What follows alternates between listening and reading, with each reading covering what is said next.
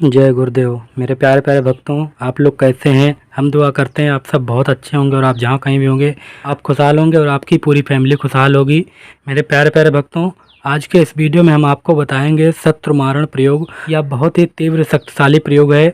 यदि आपने इस प्रयोग को एक बार कर लिया तो आपका शत्रु हमेशा हमेशा के लिए वह परलोक में सुधर जाएगा। लेकिन आपको मुझसे एक वादा करना होगा, एक आपको वचन देना होगा कि आप इस प्रयोग का गलत दुरुपयोग नहीं करेंगे। याद रखिएगा, जो भी हमारे कमेंट में यह लिखेंगे कि गुरुजी मैं आपको वचन देता हूँ मैं इसका गलत दुरुपयोग नहीं करूँगा, ये प्रयोग का असर उन्हीं को देखने को मिलेगा। तो भक्तों, मेरा आपसे विनम्र निवेदन है कि आप इसे गलत प्रयोग में न लावें। जब आपकी जान के लिए संकट खड़ा हो, जब आपका शत्रु आपके लिए बहुत ही जानघातक सिद्ध हो चुका हो, जब आपके पास में कोई रास्ता ही न बचे, तभी आपको यह प्रयोग करना है। यदि आपका शत्रु आपको बहुत परेशान करता है, यदि आपका शत्रु आपके साथ लड़ाई झगड़ा करता है, आपको मारने पीटने के लिए तैयार है, आपके परिवार को हमेशा सताता है, लेकिन आपके पास कोई रास्ता नहीं बचा है, तो आप इस प्रयोग को करिएगा, निश्चिंत ही आपका काम होगा। आजमाया हुआ प्रयोग है, बहुत ही शक्तिशाली प्रयोग है। एक ही बार इसको करने से शत्रु का दमन हो जाता है। छोटी मोटी लड़ाई झगड़ा तो सभी के यहाँ होता रहता है, ऐसी छोटी मोटी लड़ाई झगड़े में आपको यह प्रयोग नहीं करना है। यह अत्यंत तीव्र प्रभावशाली है।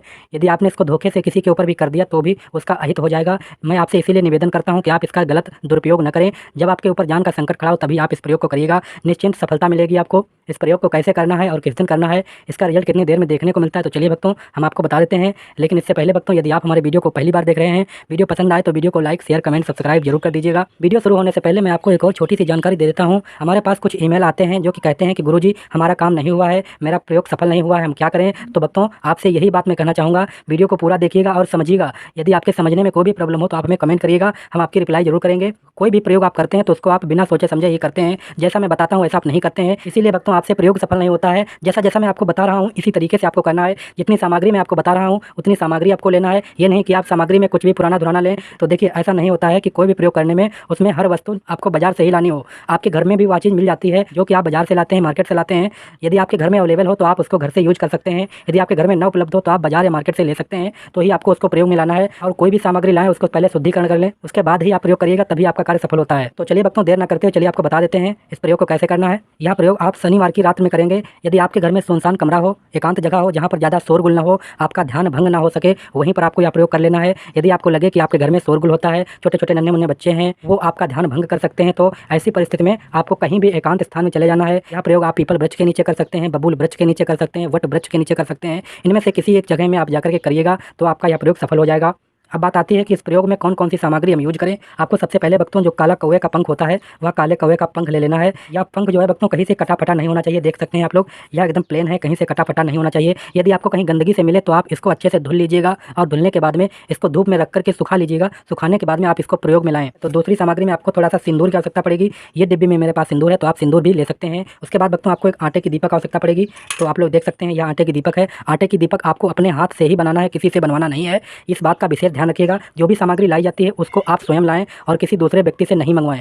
ठीक है भक्तों, तो इस बात का विशेष ध्यान रखिएगा। और दूसरी सामग्री में आपको एक लोहे की कील की आवश्यकता पड़ेगी। यह कील आपको पुरानी ही लेना है, यूज की हुई लेना है, आपको मार्केट से नहीं लाना है। तो आप लोग देखिएगा, ये हमारे पास पुरानी कील ही है और यह यूज की हुई कील है। हमारे पास ऐसी कई कीलें रखी हैं क्योंकि हम भक्तों के कार्य सिद्धि करते रहते हैं। और दूसरी सामग्री में आपको लेना है बकरे का खून लेना है। यह आपको मार्केट से लाना है, हो सके तो आप अपने हाथ से प्राप्त करें और खून लेकर के आप सुरक्षित उसको किसी भी डिब्बे में बंद करके रख लीजिएगा। तो ये देख सकते हैं भक्तों, मेरे पास यहाँ पर खून नहीं है। मैंने आपको सिंदूर को घोल करके स्याही बना करके रख लिया है आपको दिखाने और समझाने के लिए, लेकिन आपको बकरे का खून ही इसमें यूज में लाना है। और उसके बाद आपको लेना है एक चाकू। तो मेरे पास ये बड़ी चाकू है, आप छोटी चाकू भी ले सकते हैं। और उसके बाद भक्तों, आपको एक दूब का टुकड़ा लेना है। तो ये देखिएगा, ये दूब की कली है जो कि इसमें भक्तों कितनी पत्तियां आपको हम दिखा देते हैं गिन करके। 1 2 3 1 2 3 4 5 6 7 1 8 1 2 3 4 5 6 7 1 8। तो भक्तों इसमें 8 पत्तियां हैं। 8 पत्तियों में से आपको केवल 5 पत्ती ही रखना है और शेष पत्तियां जो होती हैं इनको आपको हाथ से खुटक देना है। वो किस तरीके से खुटकेंगे आप देख सकते हैं। तो हम इस तरीके से एक पत्ती को हटा देते हैं। एक पत्ती हट गई और ये दूसरी पत्ती हट गई और एक पत्ते में और हटाना है, तो इसमें 5 पत्ती ही रह जाएंगी। तो आराम से करना है आपको। तो देखिएगा भक्तों, ये इसमें 5 पत्तियां ही रह चुकी हैं, आप गौर से देख लीजिएगा। तो इसी तरीके से आपको एक दूब की कली ले लेना है और उसके बाद भक्तों एक आपको नींबू ले लेना है। नींबू भक्तों कहीं से कटा फटा या सड़ा गला नहीं होना चाहिए, बिल्कुल प्लेन नींबू होना चाहिए। और आपको थोड़ा सा सरसों का तेल आवश्यकता पड़ेगा और एक आपको धूपबत्ती की आवश्यकता पड़ेगी। उसके बाद भक्तों आपको एक माचिस की आवश्यकता पड़ेगी, 2 लौंग की आवश्यकता पड़ेगी। ये देखिएगा, लौंग आपको फूल वाली ले लेना है और आपको एक रुई की बत्ती ले लेना है। उसके बाद में जो आपकी लास्ट सामग्री बचेगी ये आपको लोबान ले लेना है। लोबान भक्तों आपको पंसारी की दुकान पर मिल जाएगी, यानी जहाँ पर पूजा पाठ की वस्तुएं मिलती हैं वहीं पर आपको आसानी से मिल जाएगा। तो आप वहीं से लोबान ले लीजिएगा। लोबान लाने के बाद में आपको कैसे क्या करना है तो आप ध्यान से देखिएगा, वीडियो को जरा सा भी स्किप न करें। यदि आपने वीडियो को जरा सा भी स्किप कर दिया तो आपके कुछ भी समझ में नहीं आएगा, और जब आपका काम नहीं होगा तो आप मुझे ईमेल करेंगे, आप कमेंट करेंगे कि गुरुजी मेरा कार्य नहीं सफल हुआ है। तो भक्तों इसके लिए मैं आपको यही बताना चाहूँगा, वीडियो को पूरा देखिएगा, अंत तक देखिएगा, और जैसा जैसा मैं आपको बता रहा हूँ इसी तरीके से करना है, निश्चिंत ही आपका कार्य बिल्कुल सफल होगा। तो सबसे पहले हम इस थाली को अलग रख देते हैं, उसके बाद में आपको हम समझाते हैं। तो भक्तों याद रखिएगा, आप जिस भी स्थान पर यहाँ प्रयोग कर रहे हो तो उस स्थान को सबसे पहले आपको अच्छे से सफाई कर लेना है। वहाँ पर घास फूस वगैरह हो उसको आपको छिलाई कर देना है। अगर आप अपने घर पर करते हैं तो वहाँ पर बहुत अच्छी बात है, आप वहाँ पर गोबर से लिपाई कर लीजिएगा। अगर हो सके तो आप गाय का गोबर यूज करिएगा, यह बहुत ही पवित्र होता है। उसके बाद में भक्तों आप बाएं हाथ में थोड़ा सा गंगा जल ले लीजिएगा। यदि गंगा जल ना हो उपलब्ध हो तो आप सिंपल पानी भी ले सकते हैं। तो मैं आपको दिखाना चाहूँगा, मेरे पास गंगा जल रखा हुआ है इस लुटिया में। तो आपको अपने किसी भी बर्तन में रख लेना है, उसी में से थोड़ा पानी आपको बाएं हाथ में रख लेना है, और बाएं हाथ में रखने के बाद आपको यह मंत्र पढ़ना है, ओम अपवित्र पवित्रा व सर्वस्थान गतोपि वाया स्मरेत पुंडरीकाक्षा सभाया भयंतरा शुचि। इस मंत्र को आप बोल करके, ये मंत्र बोल करके आप दाहिने हाथ की उंगलियों से इस तरीके से आपको उसी स्थान पर अच्छे से पानी को छिड़काव कर देना है। जो भी आपके पास में पूजन की सामग्री रखी हुई है वो सभी सामग्री के ऊपर आपको इसका जल छिड़क देना है। और छिड़कने के बाद में आप सबसे पहले आप अपने सामने दीपक स्थापित करिएगा इस तरीके से। तो दीपक मैंने स्थापित कर लिया है। आप ध्यान से देखिएगा, वीडियो जरा सा भी स्किप न करें, मेरा विनती है आपसे। हम इसमें सरसों का तेल डालेंगे, और सरसों का तेल आपको उतना डालना है कि यह दीपक आपका जलता रहे जब तक आप, या कि जितनी देर आप प्रयोग करें। उसके बाद में हम रुई की बत्ती लेंगे, रुई की बत्ती लेकर के और इसी तेल में हम रख देंगे, और फिर माचिस लेकर के दीपक को प्रज्वलित कर देंगे। दीपक भक्तों हमारी जल चुकी है, आप लोग देख सकते हैं।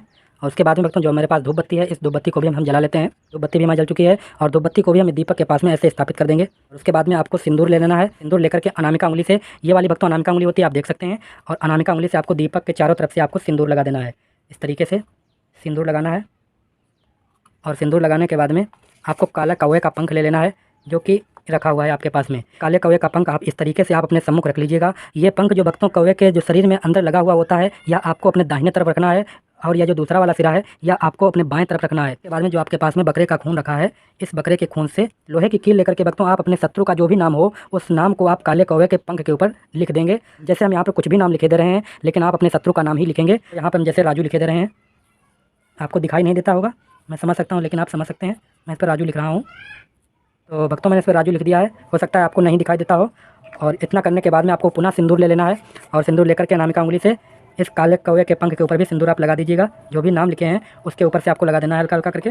और उसके बाद में भक्तों जो आपके पास में 2 लौंग रखी हुई हैं फूल वाली, ये दोनों लौंग को ले लेना है, और लौंग लेकर के आप अपने शत्रु का ध्यान करिएगा। और ध्यान करते वक्त आप अपने अंतर मन में अपने शत्रु की तस्वीर देखिएगा, ऊपर से नीचे तक पूरा उसका तस्वीर देखिएगा। आप अपने ध्यान में अपने शत्रु का नाम बसा लीजिएगा, और उसी वक्त आप ध्यान करके आपको यह मंत्र को पढ़ना है। यह मंत्र मैं आपको बोलकर सुना देता हूँ कि आपको किस तरीके से पढ़ना है। इसी तरीके से आपको पढ़ना है, ओम क्रीं कालिकाये अमुक शत्रु मम प्राणा प्रतिष्ठन्तु करिष्यते। ओम क्रीं कालिकाये अमुक शत्रु मम प्राणः प्रतिष्ठन्तु करिष्यते।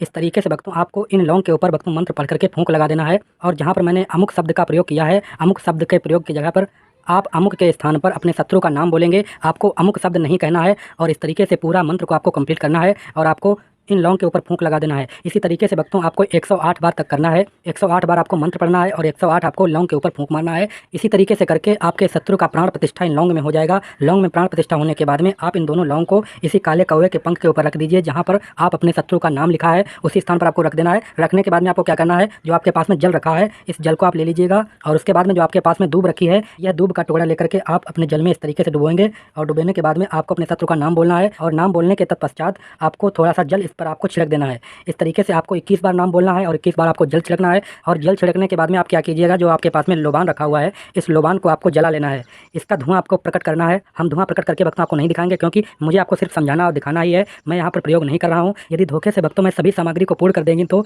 अनिष्ट हो जाएगा। इसीलिए भक्तों मैं आपको सिर्फ जानकारी दे रहा हूँ, आप अपने हिसाब से करिएगा। और जैसे ही लोबान में धुआं प्रकट हो, इस तरीके से दिखा देना है। आपको 7 चक्कर तक आपको लगा देना है। इस तरीके से आप करिएगा। उसके बाद में आपको क्या करना है, आपको नींबू ले लेना है और चाकू ले लेना है। और नींबू आपको भक्तों बेड़ा रखना है, देखिएगा इस तरीके से सीधा आपको नहीं रखना है, इसको इस तरीके से रखेंगे, और इसके ऊपर चाकू रख करके आप इस मंत्र को 11 बार बोलेंगे, ओम शत्रु हूँ फट फट स्वाहा, ओम हूँ शत्रु फट फट स्वाहा। यह मंत्र आपको 11 बार बोलना है, और फूंक लगा देना है इस नींबू के ऊपर।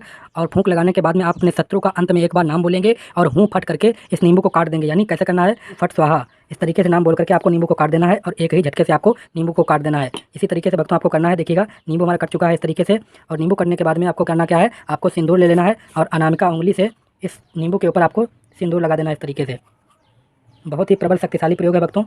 यदि आप परेशान हैं तो आप इसको जरूर करिएगा, आपको कुछ भी करने की आवश्यकता नहीं पड़ेगी, हमेशा हमेशा के लिए वह शत्रु परलोक में हो जाएगा। और इतना सब करने के बाद में यदि यह प्रयोग आप अपने घर पर कर रहे हो तो आपको यह सभी सामग्री लेकर के रात्रि में ही कहीं भी पीपल, बबूल या वट वृक्ष के नीचे चले जाना है और जाकर के वहीं पर आपको थोड़ा सा गड्ढा खोद लेना है। गड्ढा खोद करके आप वहीं पर दबा दीजिएगा। यदि आप कहीं बाहर कर रहे हैं, खुले आसमान में कर रहे हैं, तो आपको उसी स्थान पर गड्ढा खोद करके और इसको दबा देना है और दबा करके आप चुपचाप चले आइएगा। याद रखिएगा, कोई आपको देखे नहीं, कोई टोके नहीं और आपको पीछे मुड़कर नहीं देखना है। चुपचाप आप अपने घर को चले आइएगा। देखिएगा भक्तों, उसके 8 घंटे के बाद में इसका प्रभाव शुरू हो जाता है। 8 घंटे के बाद में आपके शत्रु के शरीर में उत्पीड़न शुरू हो जाती है। वह व्यक्ति दर्द और पीड़ा के कारण बहुत ही बुरा हाल हो जाता है उसका, उसके ऊपर कोई भी दवा काम नहीं करती है और अंततः वह 24 घंटे के अंदर ही आपका शत्रु हमेशा के लिए परलोक में हो जाता है। बहुत ही खतरनाक प्रयोग है, बहुत ही शक्तिशाली है। मेरा आपसे अंत में भी विनती है कि आप इस प्रयोग का दुरुपयोग न करें। जब आपको अपनी जान के लिए संकट हो तभी आप इस प्रयोग को करिएगा, निश्चिंत ही आपको सफलता मिलेगी। मैंने आपको पूरी विधि बता दी है, पूरी सामग्री के साथ में बता दी है। यदि फिर भी आपको कहीं पर भी कन्फ्यूजन हो, आपके समझने में कोई प्रॉब्लम हो तो आप हमें कमेंट करिएगा, हम आपको रिप्लाई जरूर करेंगे। आप प्रयोग करिएगा, आपसे लाभ हो जाएगा, 100% लाभ होगा।